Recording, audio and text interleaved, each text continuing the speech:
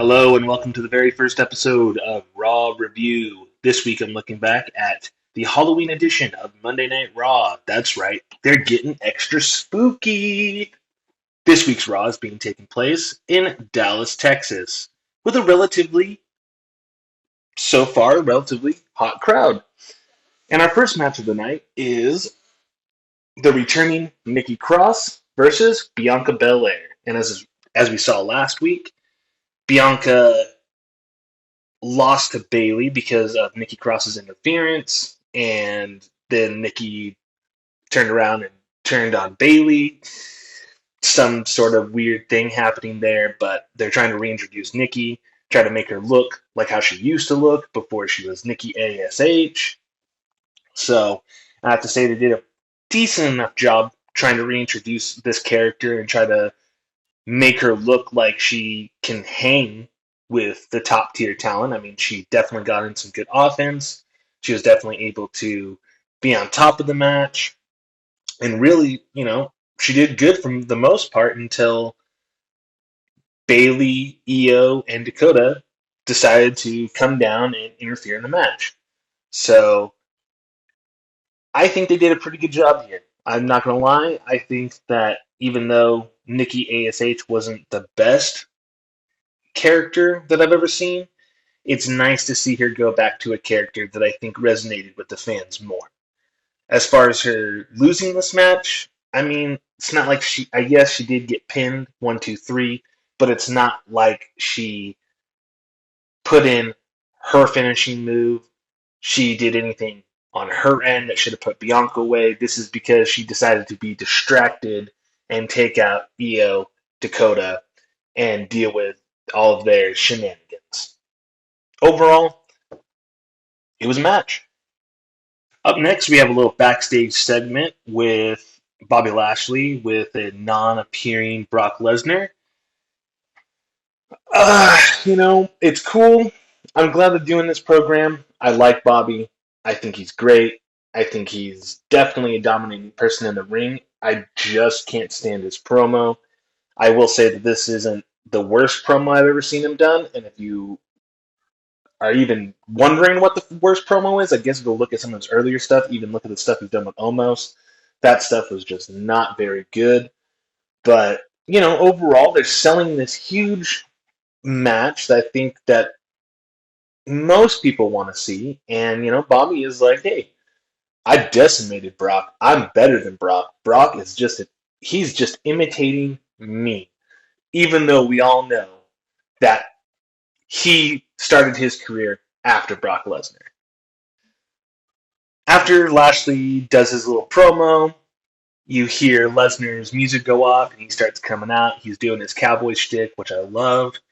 You got Graves on, he's on the mic. He's like, Bobby, Lashley's here. Bobby, Bobby. And Lashley, you see his jaw just tense up like he's getting pissed.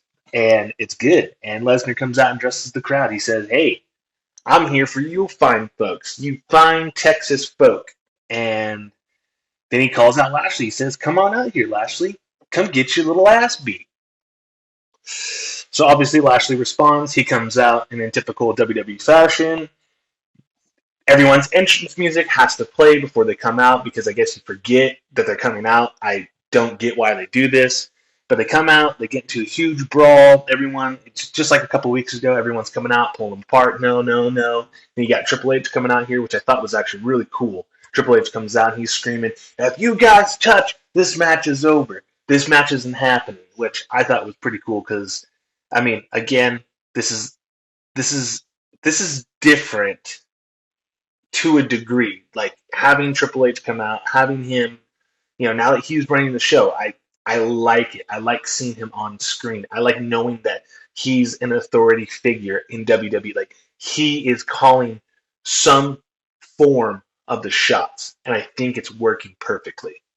Up next, we have Austin Theory versus Seth frickin' Rollins, because apparently last week, Seth Rollins said some stuff on commentary that Austin Theory didn't like, so now they're going to have a match over it. I have no idea. I think this match was pretty good for the most part. I mean, you got Seth in there and you got Austin Theory in there, and I think they can both put on a decently athletic match, and they do. And I thought it was great, but there's just something off when I'm watching Seth Rollins matches lately. It just seems like he's tired. I don't think he's not putting on his best work, but it's just something. It just seems like he's just going through the motions at the moment. Like I don't know. Maybe just give the guy a break. I mean, he's on TV weekly. He's always having a match, which is great. Like I said, I love Seth Rollins. I think his work is great. I think his character is great, but there's just something about it lately. It just seems like you're just going through the motions. And I don't think that's any fault of his own. I think it's just what happens when you do something for so long. But Seth picks up the win, does it in great fashion. Now we're on to the next one. Next, we have Corey Graves announcing on the mic or on commentary that Bray Wyatt, this spookiest of spooky characters, is going to deliver a promo of some sort at Crown Jewel. So they're really trying to ham up Cram Jewel. They're really trying to ham up Crown Jewel, get you guys to watch it. We already know the reason why.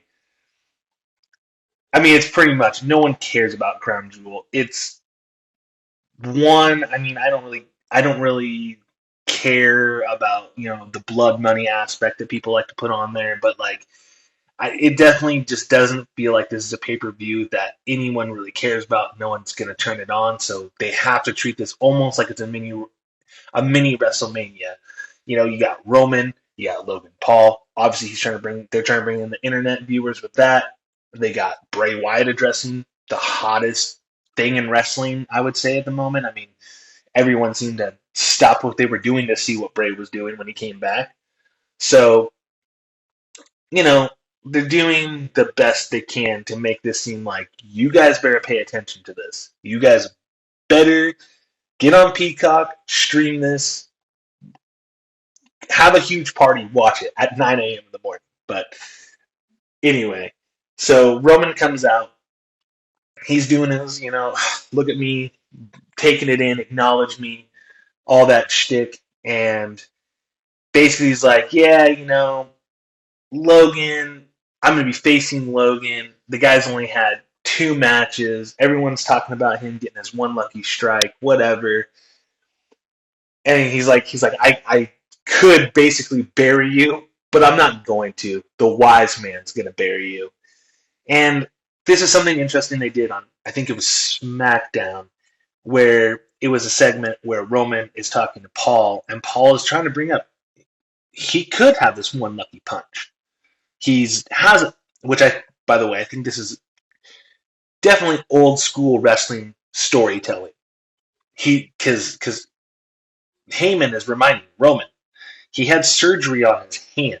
He has a titanium or some sort of metal in his hand that gives him this impressive knockout power.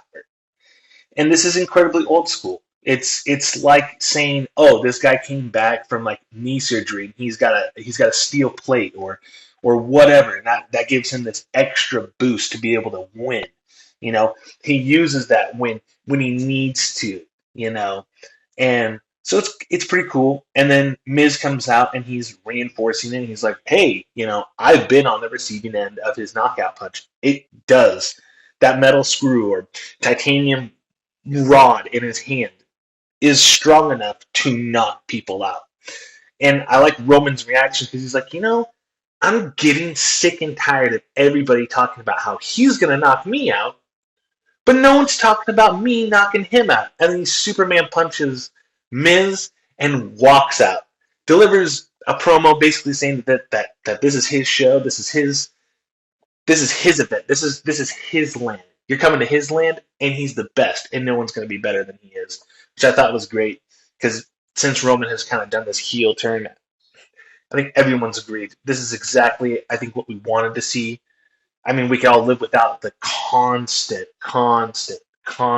interferences and all that, because to me, it kind of seems like Hollywood Hogan-esque, but we all know that when he does lose this title, these titles, everyone is gonna pop huge for it. After Roman leaves, they go to a break. They come back. Miz is in the back in the medical area with an ice pack on his face, selling that Superman punch, which I love when they do this type of stuff. And then I don't know if everyone else has this feeling, but then boring, lame ass Mustafa Ali comes back, thinking like acting witty and all this shit, and it just doesn't seem good. I guess I haven't forgotten Retribution. I guess I haven't forgot his little Twitter spats. I guess I haven't forgot how, he's.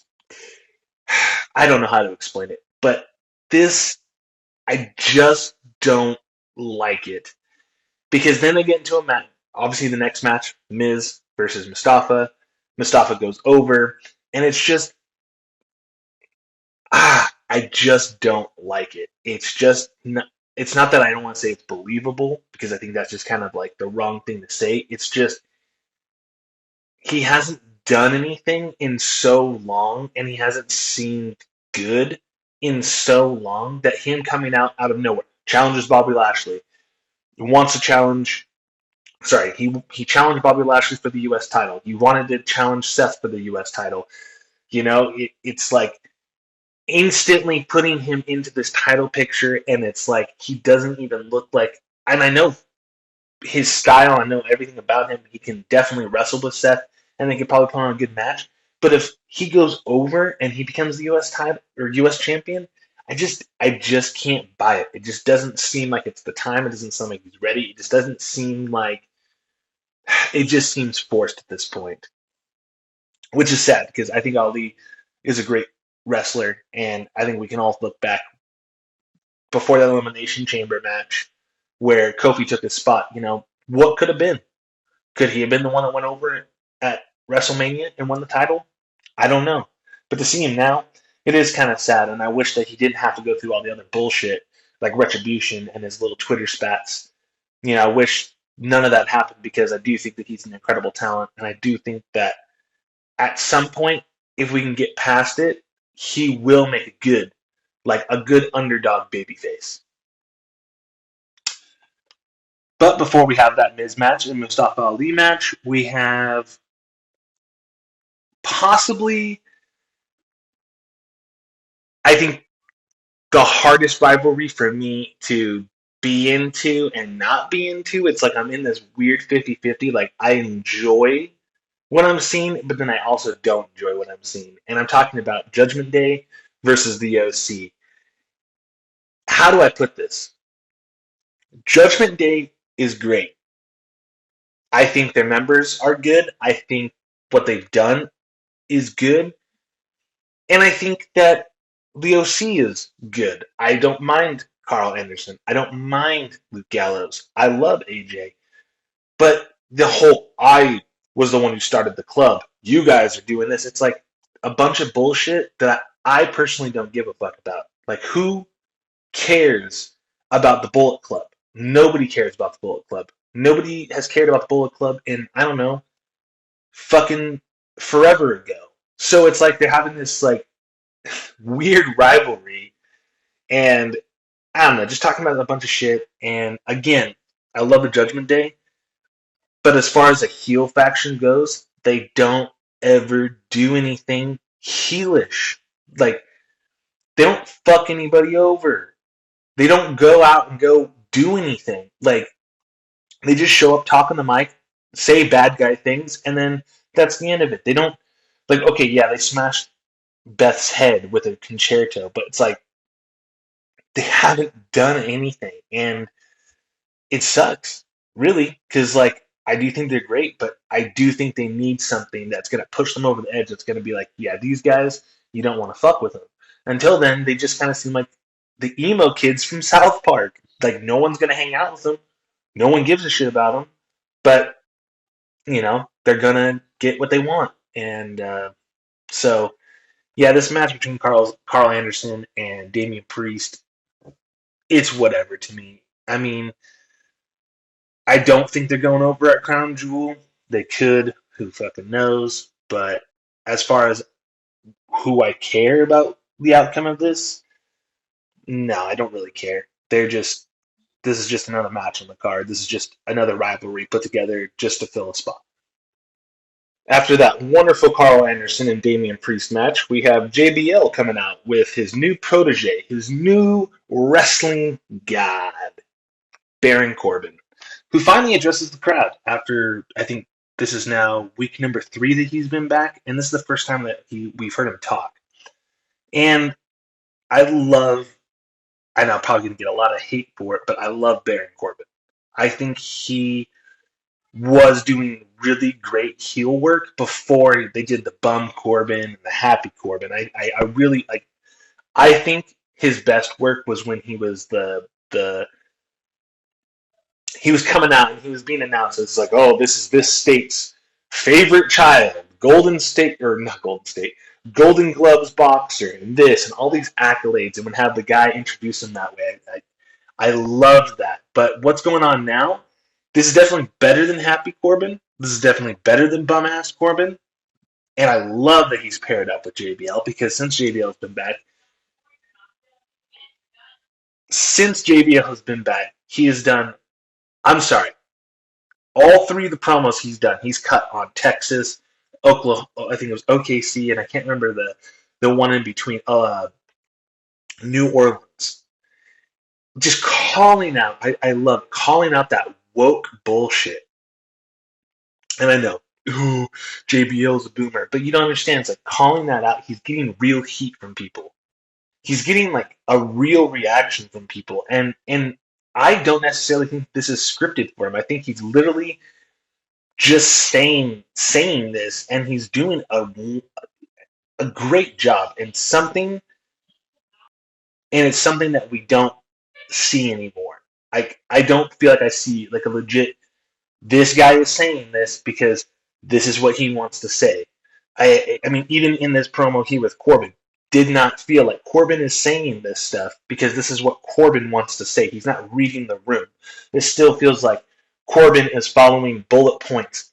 You're going to talk about this. You're going to talk about that. You're going to talk about this. And then you're going to maybe ad lib some stuff. But this is what we want you to say. This is what you want. This is what we want you to do. But as he delivers his promo, R-Truth comes out. And I'm sorry for R-Truth. He got injured this week on NXT. Great talent. I think he's awesome. Sucks to see a guy get injured. But he comes out. He's like, hey, I like you guys' Halloween costumes. And JBL and Corbin looking at each other. What do you mean? And you got R-Truth pointing at JBL. You're just an out-of-touch old man. And I can't.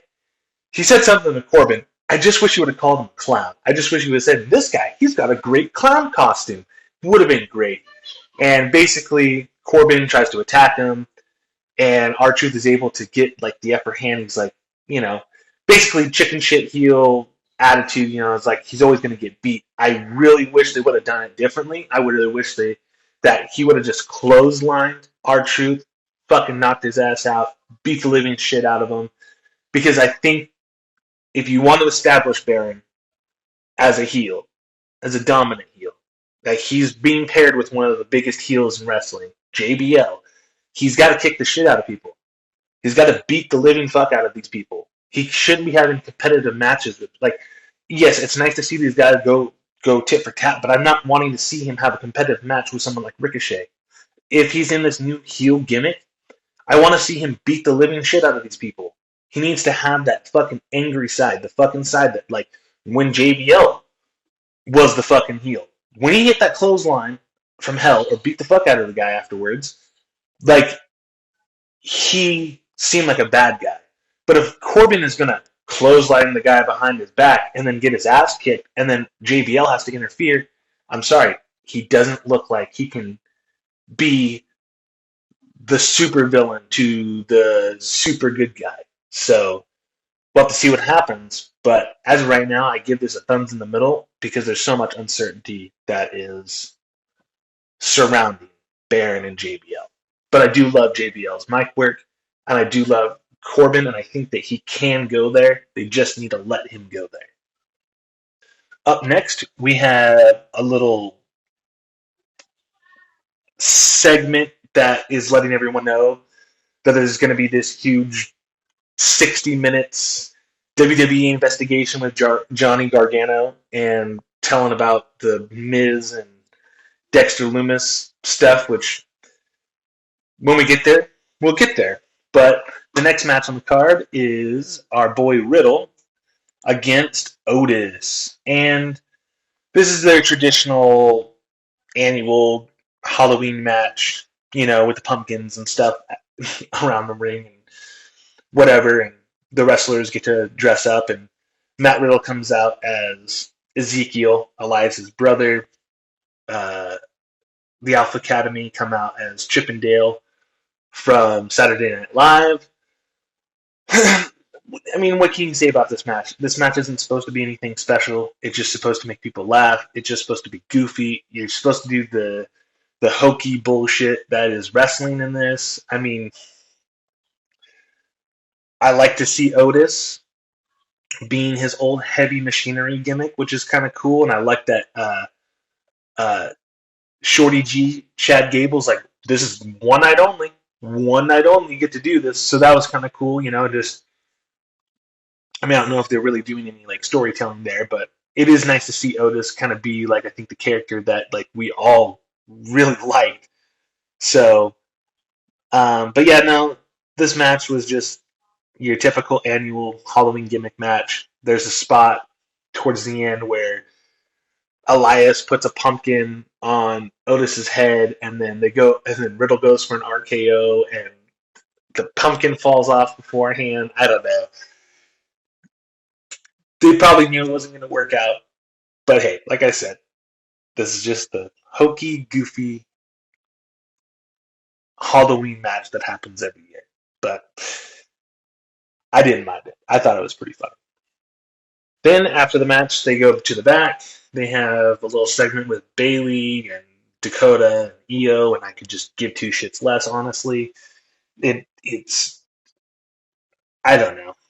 Damage Control was, I think, pretty cool when they first came out, and now it's just kind of like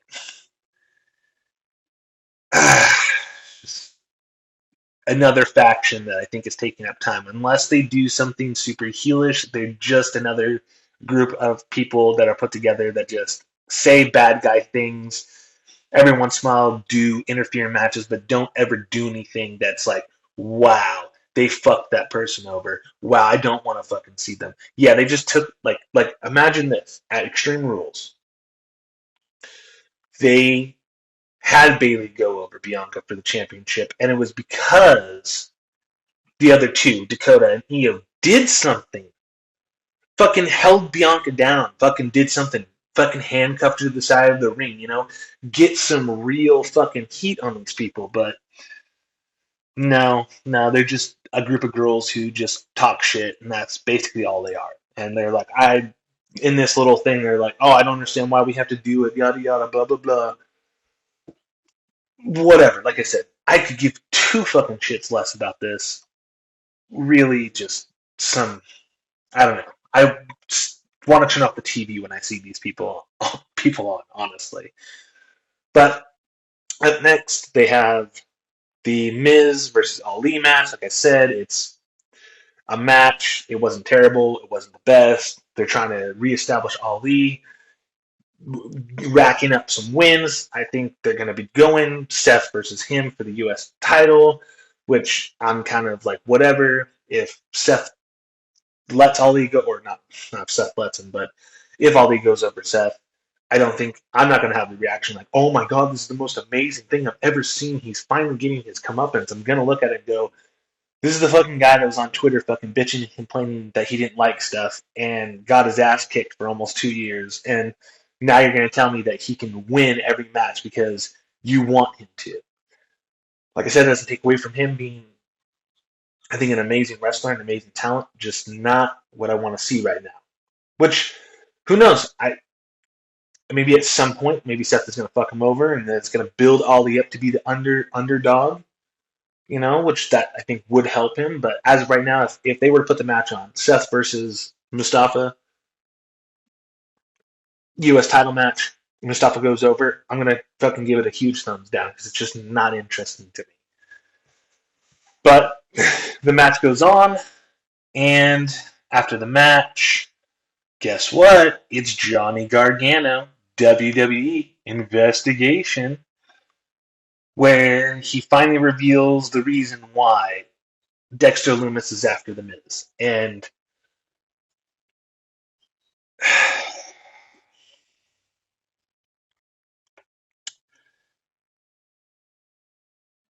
I don't want to shit on it, but to me, it's like they wrote themselves into a corner, and they all sat around and they asked, "How the fuck are we going to make this make sense?" And their idea was that Miz is staging himself to have a stalker. He's paying Dexter Lumis to be his stalker, which to an extent I think that's funny. Yeah, haha, that's a Miz storyline for you. But now it's, oh, but he stopped paying him, and that's why Dexter Lumis has shown up and done this. And I, I guess I just kind of wish there was a little something else. Maybe it would have been fine if he would have just gone after him for the first couple weeks, and when you know asked, maybe it was just like, dude, he just doesn't like bad actors or something. I don't know, but I really want them to pull the trigger, and I want them to have the match, and I want to get this over with because I want this to be done. I want it to be done. Get Miz out of it. Get Dexter out of this. Get them doing something. I mean, who knows what you can do with Dexter after this if he's this quote unquote serial killer or whatever.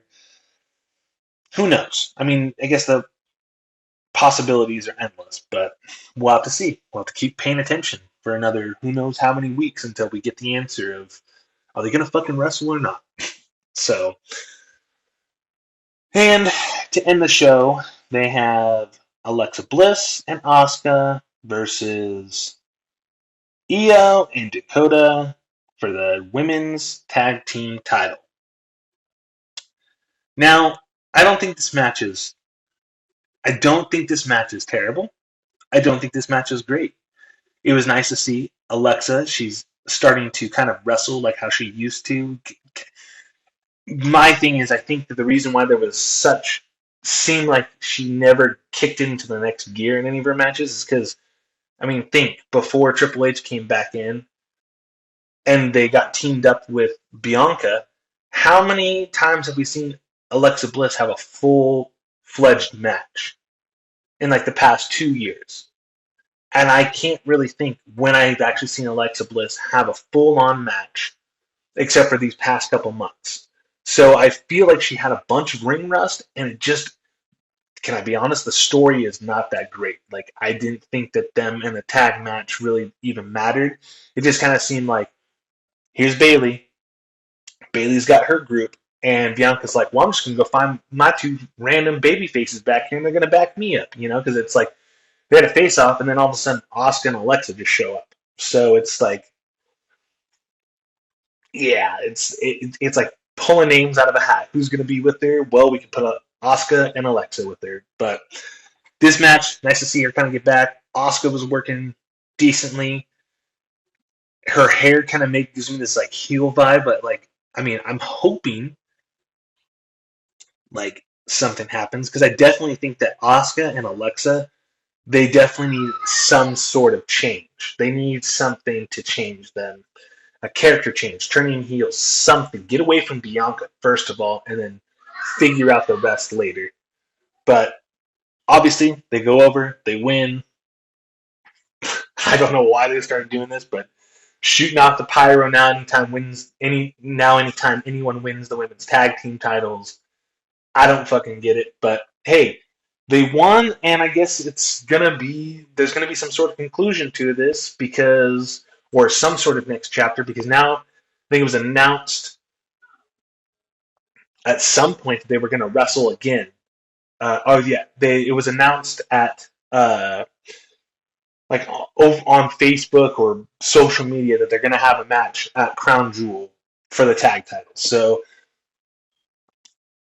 who fucking knows? Unless it's just a way to say, hey, they're gonna get the titles back, Dakota and Io, and then Bayley's gonna win. I don't know, but that would be the end of Raw. And this was definitely better than the last Raw.